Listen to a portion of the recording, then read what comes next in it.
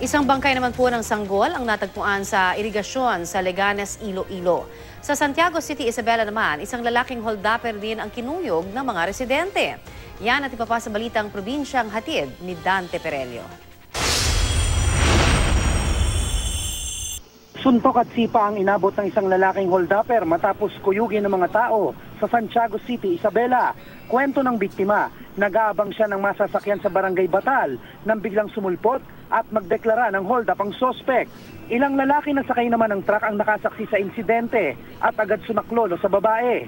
Tinangkapan ng sospek na tumakas pero naabutan siya ng mga lalaki at binugbog. Todo tanggi naman ang sospek sa mga paratang. Natagpuan ang bangkay ng isang bagong silang na sanggol sa isang irigasyon sa bayan ng Leganes sa Iloilo. Isang babae ang nakakita sa sanggol at agad tumawag ng saklolo. Pinuntahan na ng DSWD ang lugar. Hinala naman ng mga pulis, hindi taga roon ang nagtapon sa sanggol. Patuloy ang investigasyon ng mga otoridad. Sa Camarines Sur, isang kalansay ng tawang bumulaga sa mga construction worker sa Santo Domingo Elementary School.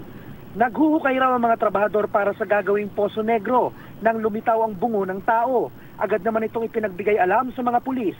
Sa itsura ng mga buto, mukhang matagal na raw nakalibing sa lugar ang mga labi.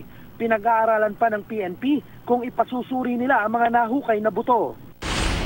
Sa Camarines Sur pa rin, dead on the spot naman ang isang lalaking namamasada ng kanyang motorsiklo matapos barilin ng umano'y lasing na pulis sa bayan ng Pili. Ayon sa ilang saksi, nakipagtalo ang pulis na galing sa isang videoke bar sa mga tsuper na nag-aantay ng pasahero, kabilang na ang biktimang si Albert Bufete. Sa gitna ng pagtatalo, bigla raw binaril ng pulis sa ulo ang biktima.